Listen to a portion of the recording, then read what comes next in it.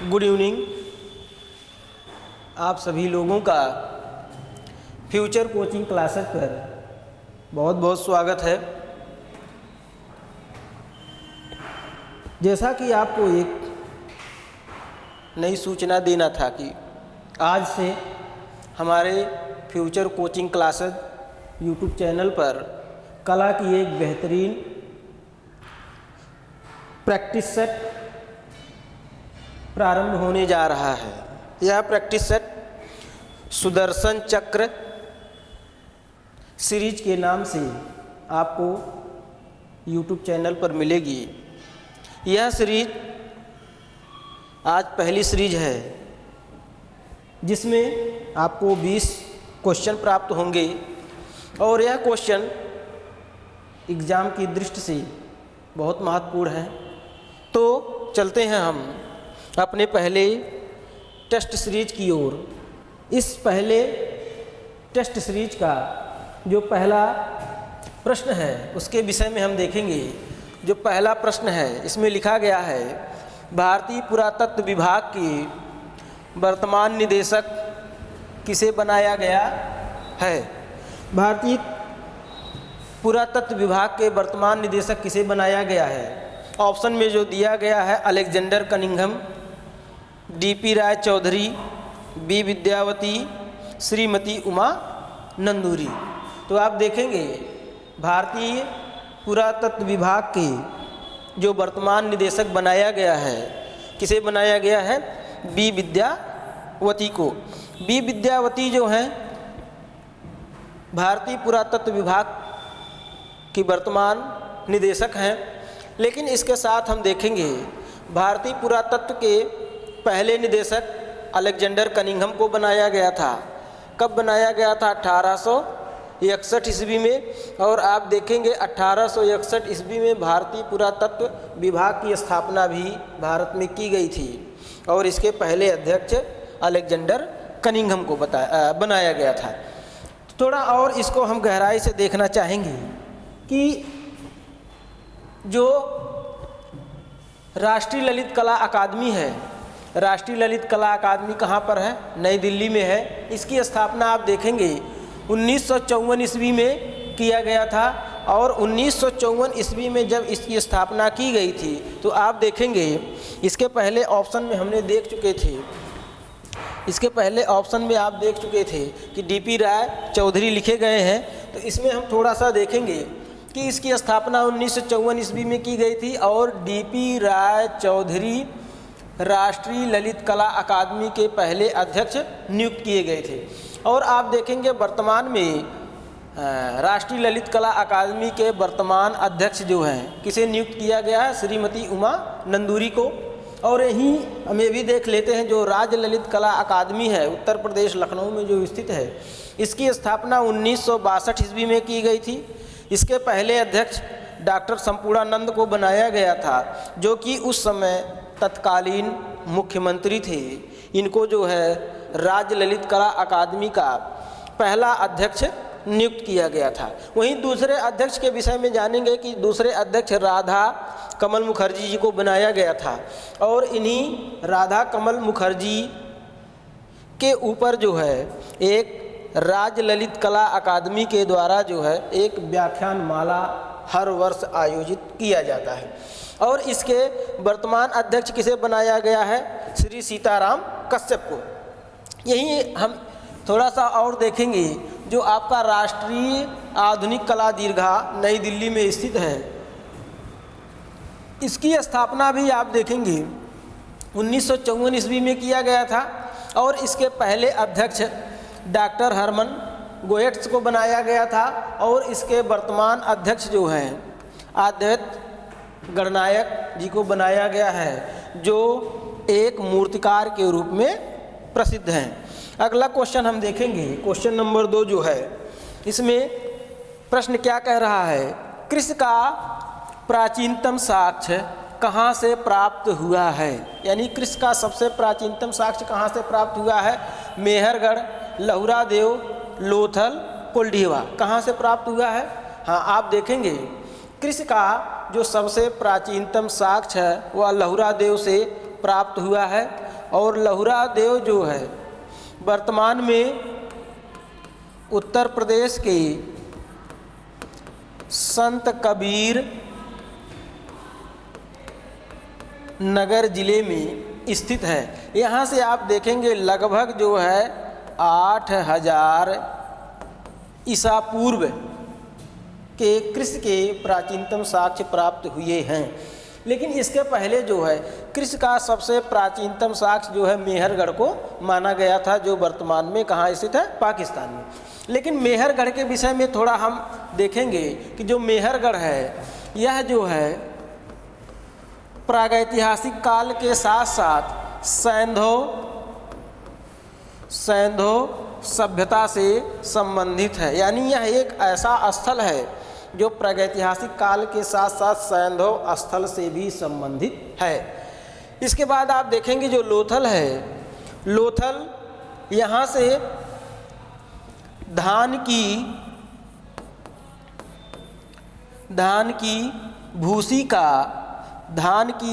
का सबसे प्राचीनतम साक्ष्य प्राप्त हुआ है।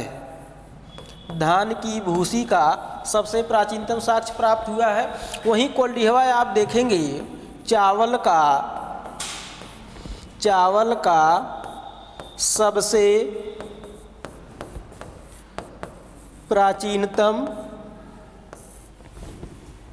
साक्ष्य प्राप्त हुआ है। और कोल्डिहवा कहाँ पर है, वर्तमान में प्रयागराज जिले में स्थित है। कहाँ स्थित है, प्रयागराज जिले में स्थित है, जिसे पहले किस नाम से जाना जाता था, इलाहाबाद, जिसे पहले इलाहाबाद के नाम से जाना जाता था। अगला प्रश्न हम देखेंगे, प्रश्न नंबर 3। इसमें जो है क्या कह रहा है कि भीमबेटका गुफा चित्रों की अनुकृतियाँ जो है किस चित्रकार के द्वारा तैयार की गई हैं। किस चित्रकार के द्वारा तैयार की गई हैं, कृपाल सिंह शेखावत, असित कुमार हलदर, नंदलाल बोस, जे.एम. अहिवासी, किसके द्वारा तैयार की गई है। तो आप देखेंगे भीमबेटका गुफा के चित्रों की प्रतिलिपियाँ जो है कृपाल सिंह शेखावत के द्वारा तैयार की गई है। कृपाल सिंह शेखावत एक आधुनिक चित्रकार होने के साथ साथ इन्हें ब्लू पॉटरी के जनक भी माना जाता है। ब्लू पॉटरी का संबंध कहाँ से है, जयपुर से। लेकिन यही थोड़ा सा हम देखेंगे, एक पुस्तक लिखी गई है जयपुर ब्लू पॉटरी ए ट्रिब्यूट करके। इसी ब्लू पॉटरी के ऊपर एक पुस्तक लिखी गई है, जयपुर ब्लू पॉटरी ए ट्रिब्यूट। इसको लिखने वाला कौन है, लीला बोर्डिया के द्वारा जो है जयपुर ब्लू पॉटरी ए ट्रिब्यूट के नाम से एक पुस्तक लिखी गई है, जो कि एक प्रसिद्ध पुस्तक है, क्योंकि लीला बोर्डिया जो है इनके द्वारा भी ब्लू पॉटरी को और अधिक विकसित करने का प्रयास किया गया है। वहीं हम देखेंगे आपके जो असित कुमार हलदर हैं, असित कुमार हलदर जोगीमारा गुफा,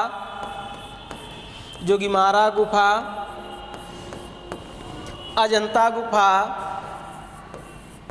जोगीमारा गुफा, अजंता गुफा और बाघ गुफा के चित्रों की अनुकृतियाँ जो है किसके द्वारा तैयार की गई हैं, नंदलाल बोस के द्वारा जो है तैयार की गई हैं। असित कुमार हलदर के द्वारा जो है जोगीमारा गुफा, अजंता गुफा और बाघ गुफा के चित्रों की प्रतिलिपियाँ तैयार की गई हैं। वहीं हम देखेंगे जो नंदलाल बोस हैं इनके द्वारा अजंता गुफा और बाघ गुफा के चित्रों की प्रतिलिपियाँ तैयार की गई हैं। इसके बाद हम देखेंगे जो JM आदिवासी हैं, JM आदिवासी बादामी गुफा चित्रों की प्रतिलिपियां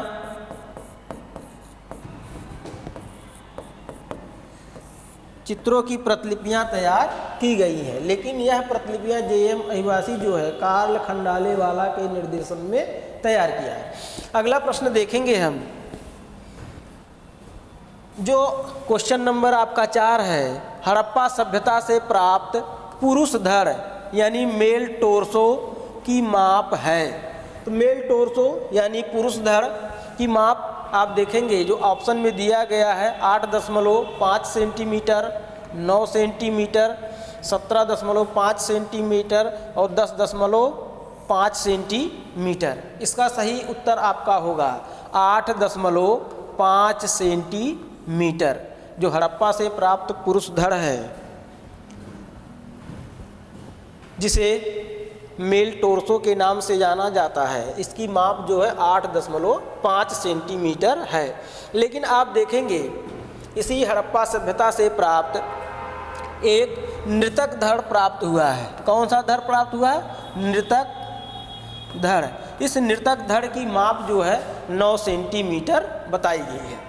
इसके बाद आप देखेंगे 17.5 सेंटीमीटर मोहनजोदड़ो से प्राप्त पुजारी की जो प्रतिमा प्राप्त हुई है, उसकी माप कितनी है? 17.5 सेंटीमीटर। वहीं आप देखेंगे जो मोहनजोदड़ो से कांसे की बनाई गई नृत्यांगना की मूर्ति है, उसकी जो माप है या उसकी जो लंबाई है कितनी है? 10.5 सेंटीमीटर। लेकिन जो नृत्यांगना की मूर्ति है उसकी आप पूरी अगर माप देखेंगे, पूरी माप अगर उसकी देखेंगे तो 10.5 गुणे 5 गुणे 2.5 सेंटीमीटर है।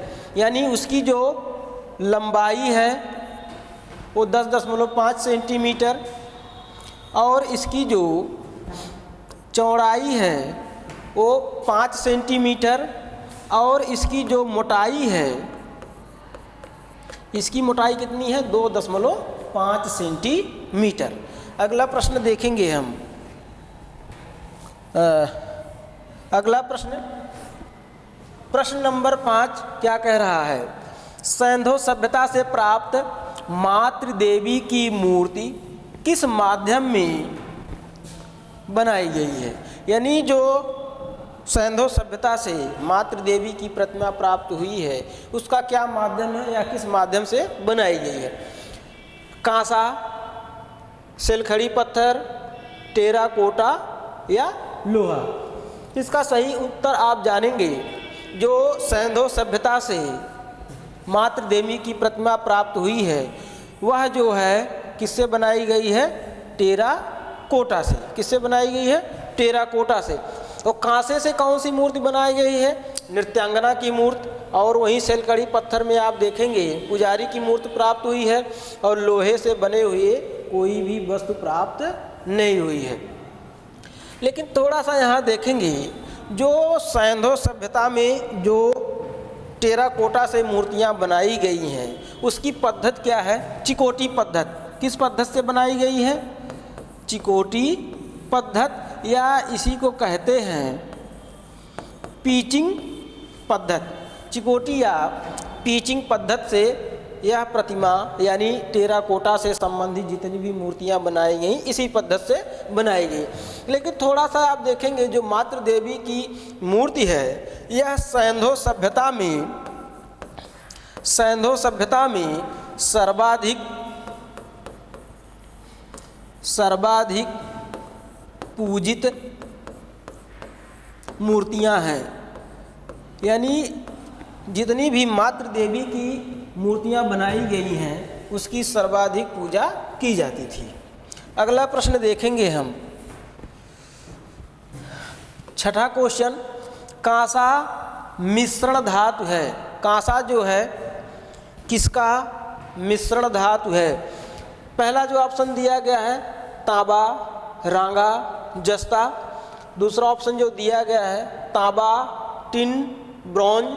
तीसरा जो ऑप्शन दिया गया है कांसा, तांबा, टिन या जस्ता, या इनमें से कोई नहीं। इसका सही उत्तर क्या होगा? तो आप देखेंगे जो सैंधव सभ्यता से मूर्तियां प्राप्त हुई हैं उसमें से मात्र एक मूर्त जो है जिसे कांस्य नर्तकी के नाम से जाना जाता है वह जो है एक कांसा जो कि एक मिश्रण धातु है उसी से बनाई गई है। तो इसमें आप देखेंगे जो सही उत्तर आपका है कांसा, रांगा, जस्ता। क्या सही उत्तर है? तांबा, रांगा, जस्ता। किससे बनाई गई है? तांबा, रांगा, जस्ता से। जिसमें आप देखेंगे जो तांबा है इसका जो परसेंटेज माना गया 90% और रांगा का 7% और जस्ता का 3%। लेकिन जो रांगा है इस रांगे को जो है टिन के नाम से भी जानते हैं। यानी जो कांसा बनाया गया है तांबा, रांगा और जस्ता के मिश्रण से तैयार किया गया है। लेकिन थोड़ा सा यहाँ एक और देखेंगे, अगर क्वेश्चन पूछा जाए कि सैंधव सभ्यता में सर्वाधिक किस धातु का प्रयोग हुआ है, तो सर्वाधिक अगर धातुओं में आप देखेंगे, सर्वाधिक धातुओं में आप देखेंगे कहाँ पर? सैंधव सभ्यता में। सैंधव सभ्यता में सर्वाधिक किस धातु का प्रयोग किया गया है? तांबा का। तांबा जो है यह सर्वाधिक प्रयोग में लाई गई धातु है।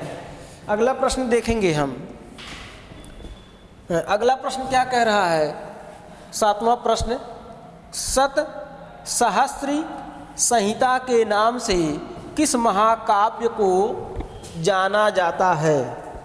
सत सहस्त्र संहिता के नाम से किस महाकाव्य को जाना जाता है? रामायण, महाभारत, रामचरितमानस या रामायण नाटक। तो आप देखेंगे पहले सत सहस्त्र संहिता का मतलब होता है, सत का तात्पर्य होता है 100 और सहस्त्र का मतलब होता है 1000। यानी वह ग्रंथ, वह संहिता जिसमें जो है 100,000 का मतलब कितना हो गया?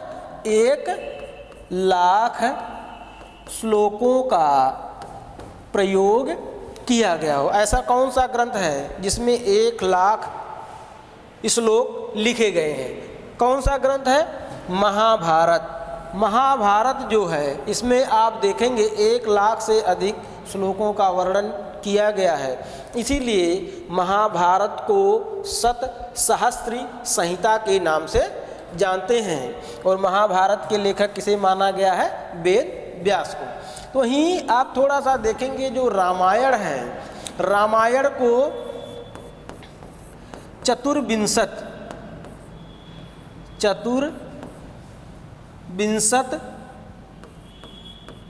सहस्त्री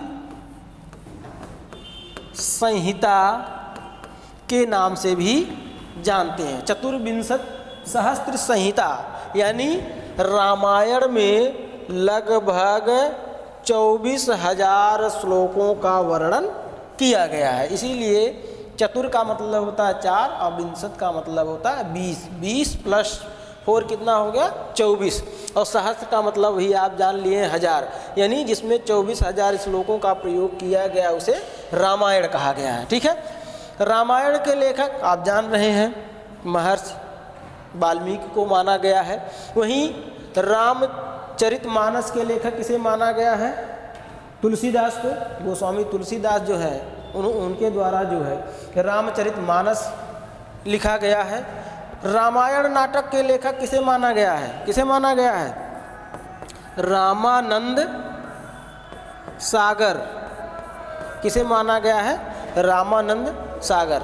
आप धारावाहिक रामायण भी देखे होंगे, जो रामानंद सागर के द्वारा जो है प्रस्तुतिकरण की गई है।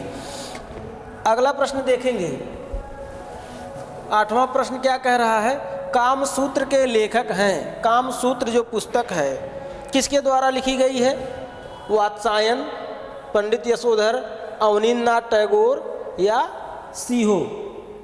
किसके द्वारा लिखी गई है? हाँ, आप देखेंगे कामसूत्र के लेखक जो हैं वात्सायन को माना गया है। वात्सायन जो है कामसूत्र को इन्हीं के द्वारा लिखा गया है। लेकिन कामसूत्र में कितनी कलाओं का वर्णन किया गया है? 64। और कला के लिए किसका प्रयोग किया गया है? आलेख का प्रयोग जो है किसमें किया गया है? कामसूत्र में। और एक चीज़ जानेंगे, जो कामसूत्र है इसमें 7 अधिकरण बनाए गए हैं, जिसमें 36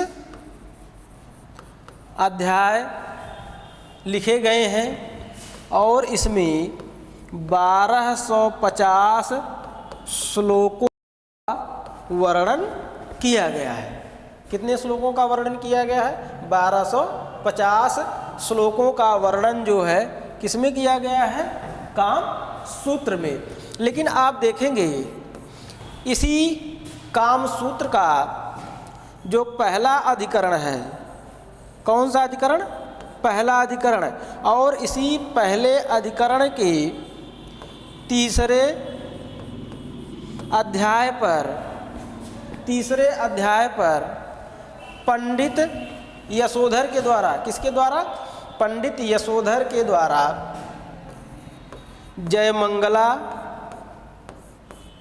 जयमंगला के नाम से एक टीका लिखी गई है। किस पर लिखी गई है? कामसूत्र पर। और कामसूत्र के पहले अधिकरण के तीसरे अध्याय पर आधारित जो है पंडित यशोधर के द्वारा जयमंगला लिखी गई है। कब लिखी गई है? 11वीं और 12वीं सदी में। 11वीं और 12वीं सदी में। वहीं आप देखेंगे जो अवनींद्रनाथ टैगोर हैं, जो कि बंगाल शैली के जनक माने जाते हैं, इनके द्वारा इसी जयमंगला को आधार बनाकर एक पुस्तक लिखी गई है, भारतीय शिल्प के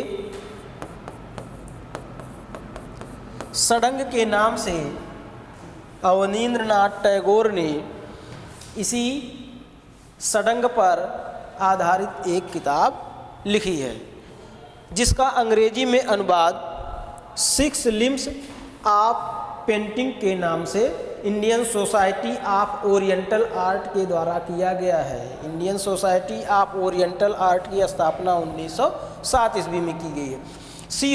सीहो जो है ये चीन के एक शिल्पाचार्य हैं। क्या है? शिल्पाचार्य हैं। इनके द्वारा भी आप देखेंगे षडंग पर आधारित एक पुस्तक लिखी गई है। उस पुस्तक का नाम क्या है? कु हुआ पिन्लू के नाम से सीहो के द्वारा एक पुस्तक लिखी गई है, जो किस पर आधारित है? षडंग पर आधारित है। अगला क्वेश्चन आप देखेंगे, जोगीमारा गुफा का संबंध किस धर्म से है? तो जोगीमारा गुफा का संबंध किस धर्म से है? बौद्ध धर्म, जैन धर्म, हिंदू धर्म या सभी धर्म? किस धर्म से संबंधित है? तो जोगीमारा गुफा का संबंध जो है जैन धर्म से संबंधित है। किस विद्वान ने कहा है कि जोगीमारा की गुफा जो है जैन धर्म से संबंधित है? राय कृष्ण दास। किसके द्वारा कहा गया है? राय कृष्ण दास के द्वारा कहा गया है कि जोगीमारा गुफा जो है मुख्य रूप से जैन धर्म से संबंधित है। वहीं बौद्ध धर्म से संबंधित कौन सी गुफा है? अजंता गुफा, येलोरा गुफा और सिगिरिया गुफा कौन सी गुफा है? सिगिरिया गुफा और बाघ गुफा, यानी अजंता गुफा, यलोरा गुफा, सिगिरिया गुफा और बाघ गुफा। हिंदू धर्म से संबंधित कौन सी गुफा है? हिंदू धर्म से संबंधित गुफाओं में जो सबसे पहली गुफा माना गया है बादामी की गुफा। इस बादामी गुफा में सबसे पहले हिंदू धर्म से संबंधित चित्र पाए गए हैं। बादामी गुफा के साथ साथ आप देखेंगे जो यलोरा की गुफा है, इसमें भी हिंदू धर्म से संबंधित चित्र बनाए गए हैं। अगला प्रश्न देखेंगे हम, प्रश्न नंबर 10। अजंता की गुफा में अस्थि मंजूषा के साथ स्त्रियों को दर्शाया गया है। यानी अजंता की वह कौन सी गुफा है, कौन सी गुफा है जिसमें अस्थि मंजूषा के साथ स्त्रियों को दर्शाया गया है? कौन सी गुफा है? गुफा संख्या 10, गुफा संख्या 16, गुफा संख्या 17 या गुफा संख्या 1? तो आप देखेंगे अस्थि मंजूषा के साथ स्त्रियों को जो दर्शाया गया है गुफा संख्या 10 में। और गुफा संख्या 10 में आप देखेंगे साम जातक, कौन से जातक? साम जातक और छदंत जातक। और आप देखेंगे और किसका वर्णन किया गया? स्तूप पूजा, स्तूप पूजा का दृश्य। इसी स्तूप पूजा के दृश्य में, जो स्तूप पूजा का दृश्य बनाया गया है अजंता की गुफा संख्या 10 में, इसी में आप देखेंगे स्त्रियों को जो है अस्थि मंजूषा लिए हुए दर्शाया गया है। अगला प्रश्न देखेंगे, अजंता की किस गुफा में बराक की कथा का अंकन किया गया? जो कि सबसे महत्वपूर्ण प्रश्न है। बराक की कथा का अंकन जो है अजंता की किस गुफा में किया गया? गुफा संख्या 10, गुफा संख्या 16, गुफा संख्या 17 की गुफा संख्या 1, किसमें किया गया है? हाँ, आप देखेंगे अजंता की गुफा में बराक की कथा का अंकन गुफा संख्या 16 में किया गया है। कहाँ पर किया गया है? गुफा संख्या 16। लेकिन गुफा संख्या 16 जो है आप देखेंगे इसमें सबसे महत्वपूर्ण जो चित्र बनाया गया है, किसका बनाया गया है? मरणासन राजकुमारी का। और इसी गुफा संख्या 16 में एक जातक कथा का अंकन किया गया है। कौन सी कथा है? उम्मग जातक। इसी उम्मग जातक की कथा में ही आप देखेंगे बराक की कथा का अंकन किया गया है। और गुफा संख्या 17 जो आप देखेंगे माता और पुत्र के लिए सबसे प्रसिद्ध है। अगला क्वेश्चन आप देखेंगे 12। अजंता गुफा में अंकित राहुल समर्पण के चित्र में राहुल के चेहरे पर किस भाव को दर्शाया गया है? यानी जो अजंता में अंकित है राहुल समर्पण, जो कि अजंता की गुफा संख्या 17 का सबसे महत्वपूर्ण चित्र माना गया है, जिसमें महात्मा बुद्ध को एक भिक्षु के रूप में दर्शाया गया है। इस चित्र में जो महात्मा बुद्ध और यशोधरा के पुत्र राहुल हैं, उनके चेहरे पर किसका भाव दिखाया गया है? करुणा, आत्मत्याग, आध्यात्मिकता, अबोधता। किसका भाव दिखाया गया है? अबोधता का। आप देखेंगे जो गुफा संख्या 17 में राहुल समर्पण का जो चित्र अंकित किया गया है, इसमें राहुल के चेहरे पर अबोधता का भाव दर्शाया गया है। वहीं आप देखेंगे इसी चित्र में राहुल समर्पण वाले चित्र में जो महात्मा बुद्ध हैं, इनके चेहरे पर किसका भाव दर्शाया गया है? आध्यात्मिकता का भाव। ठीक है। वहीं इसी चित्र में आप देखेंगे जो महात्मा बुद्ध की पत्नी या राहुल की माता यशोधरा हैं, इनके चेहरे पर आत्मत्याग की भावना दर्शाई गई है। करुणा की भावना का सबसे अच्छा उदाहरण आप देखेंगे जो गुफा संख्या 16 में मरणासन राजकुमारी का चित्र बनाया गया है, उसमें करुणा का भाव दिखाया गया है। अगला प्रश्न आप देखेंगे, शयनरत बुद्ध की एक विशाल मूर्ति अजंता की किस गुफा में दर्शाई गई है या निर्मित किया गया है? शयनरत यानी लेटे हुए बुद्ध या महापरिनिर्वाण का जो दृश्य अजंता की किस गुफा में दिखाया गया है? जो आपका ऑप्शन दिया गया है, गुफा संख्या 6, गुफा संख्या 1, गुफा संख्या 11 की गुफा संख्या 26, किस में दर्शाया गया है? गुफा संख्या 26 में महात्मा बुद्ध को शयनरत मुद्रा में दर्शाया गया है, जिसमें महात्मा बुद्ध जो है एक मरणासन अवस्था में दर्शाए गए हैं, या इसी चित्र को जो है महापरिनिर्वाण के रूप में भी जाना जाता है, जिसमें महात्मा बुद्ध जो है दाएं करवट लेटे हुए दिखाए गए हैं। इसके बाद जो है अगला प्रश्न हम देखते हैं, प्रश्न नंबर जो 14 है, बोधिसत्व अवलोकितेश्वर की मूर्ति किस गुफा में निर्मित की गई है? बोधिसत्व अवलोकितेश्वर की मूर्ति जो है किस गुफा में निर्मित की गई है? अजंता, यलोरा, एलिफेंटा, सित्तनवासल, किस गुफा में की गई है? यलोरा। जो यलोरा की गुफा है, आप देखेंगे यलोरा की गुफा में कुल कितनी गुफाएं हैं? 34 गुफा, जिसमें गुफा संख्या 1 से 12 तक जो है किस धर्म से संबंधित है? बौद्ध धर्म से संबंधित है। वहीं 13 से 29 तक किस धर्म से संबंधित है? हिंदू धर्म से।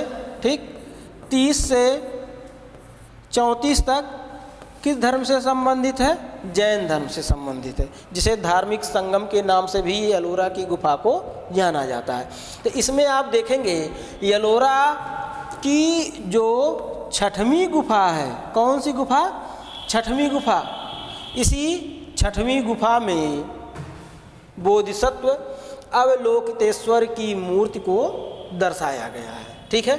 हाँ, एक चीज़ और आप देखेंगे, जो अजंता की पहली गुफा है, अजंता की पहली गुफा में भी जो है बोधिसत्व अवलोकितेश्वर और पद्मपाणि बोधिसत्व का भित्ति चित्र प्राप्त है। इसमें आप देखेंगे किस रूप में चित्र पाया गया है? भित्ति चित्र के रूप में दर्शाया गया है। बोधिसत्व अवलोकितेश्वर की बोधिसत्व अवलोकितेश्वर को जो है इसमें आप देखेंगे एक भित्ति चित्र के रूप में दर्शाया गया है। लेकिन यलोरा की गुफा में यही बोधिसत्व अवलोकितेश्वर की मूर्ति के रूप में दर्शाया गया है, जो कि यलोरा की 6वीं गुफा में है। अगला देखेंगे क्वेश्चन नंबर 15, पद्मासीन बुद्ध की प्रतिमा किस गुफा से प्राप्त है? पद्मासीन यानी बैठे हुए बुद्ध की प्रतिमा किस गुफा से है? अजंता, यलोरा, बाघ, सिगिरिया, किस गुफा से है? आप देखेंगे पद्मासीन जो बुद्ध की प्रतिमा है वह बाघ गुफा से प्राप्त है। बाघ की जो 4थी गुफा है, जिसे क्या कहा गया है? रंग महल, इसी गुफा में आप देखेंगे महात्मा बुद्ध को पद्मासीन के रूप में दर्शाया गया है। और बाघ गुफा जो है मुख्य रूप से बौद्ध धर्म के लिए प्रसिद्ध है। अगला देखेंगे 16वां जो प्रश्न दिया गया है, सिगिरिया गुफा की चित्रकला का इतिहास किस बौद्ध ग्रंथ से प्राप्त होता है? किस बौद्ध ग्रंथ से प्राप्त होता है? हाँ, आप देखेंगे जो ऑप्शन दिया गया है, सुत्त पिटक, विनय पिटक, अभिधम्म पिटक, विशुद्ध मग। हाँ, आप देखेंगे जो सिगिरिया की गुफा है इसके चित्रकला का इतिहास जो है विशुद्ध मग से प्राप्त होता है। इसके लेखक हैं बुद्ध घोष। इस पुस्तक किसके द्वारा लिखा गया है? बुद्ध घोष के द्वारा लिखा गया है। और इसी पुस्तक से जो है सिगिरिया गुफा के चित्रकला का इतिहास प्राप्त होता है। और ये जो तीनों पिटक दिए गए हैं यह भी जो है मुख्य रूप से बौद्ध धर्म से संबंधित है, जिसमें जो अभिधम्य पिटक है इसमें स्थापत्य कला और सुत्त पिटक में जो है जातक कथाओं का अंकन किया गया है। अगला देखते हैं प्रश्न 17, सिगिरिया गुफा के चित्रों का जीर्णोद्धार किसके द्वारा करवाया गया है? यानी सिगिरिया की जो गुफा है इसका जीर्णोद्धार किसके द्वारा किया गया है? किसके द्वारा किया गया है? एच.सी. पीवेल, लुसियानो मेरेजी, लॉरेंज सिकोनी, कान ओर्सनी, किसके द्वारा किया गया है? हाँ, आप देखेंगे जो सिगिरिया गुफा है इसका जीर्णोद्धार जो है किसके द्वारा किया गया है? लुसियानो मेरेजी के द्वारा। किसके द्वारा किया गया है? लुसियानो मेरेजी के द्वारा। वहीं जो एच.सी. पीवेल हैं इनके द्वारा सिगिरिया गुफा के चित्रों के सामने जाली लगवाने का कार्य जो है किसके द्वारा किया गया है? एच.सी. पीवेल के द्वारा। वहीं आप देखेंगे जो लॉरेंज सिकोनी और कांट ओर्सनी हैं इनके द्वारा 1920 से 1922 ईस्वी के मध्य अजंता गुफा के चित्रों की साफ सफाई का कार्य जो है किसके द्वारा किया गया है? लॉरेंज सिकोनी और कांट ओर्सनी के द्वारा किया गया है। हाँ, एक चीज़ और देखेंगे, ये जो आपके एच.सी. पीवेल, लुसियानो मेरेजी, लॉरेंज सिकोनी और कांट ओर्सनी हैं इनका संबंध जो है इटली से है, क्योंकि इटली के कलाकार जो हैं भित्ति चित्रण के लिए सबसे प्रसिद्ध माने जाते हैं। अगला क्वेश्चन जो दिया गया है, नेला बलके नामक शिल्पी का नाम किस गुफा से प्राप्त होता है? नेला बलके नामक शिल्पी का नाम जो है किस गुफा में अंकित किया गया है? अजंता गुफा, बादामी गुफा, सिगिरिया गुफा, इनमें से कोई नहीं। किसमें किया गया है? हाँ, आप देखेंगे नेला बलके नामक शिल्पी का नाम जो है बादामी गुफा से प्राप्त होता है। बादामी में कुल कितनी गुफाएं हैं? 4 गुफा। कितनी गुफाएं हैं? 4। गुफा संख्या 1 जो, गुफा संख्या 2 और गुफा संख्या 3 किस धर्म से संबंधित है? हिंदू धर्म से संबंधित है। वहीं जो चौथी गुफा आपकी है यह किससे संबंधित है? जैन धर्म से संबंधित है। और जो नेला बलके हैं इनका नाम बादामी गुफा की जो तीसरी गुफा है, कौन सी गुफा है? तीसरी गुफा। इसी तीसरी गुफा में नेला बलके नामक शिल्पी का नाम प्राप्त होता है। ठीक है, लेकिन वहीं जो बादामी की जो चौथी गुफा है इसमें आप देखेंगे कोली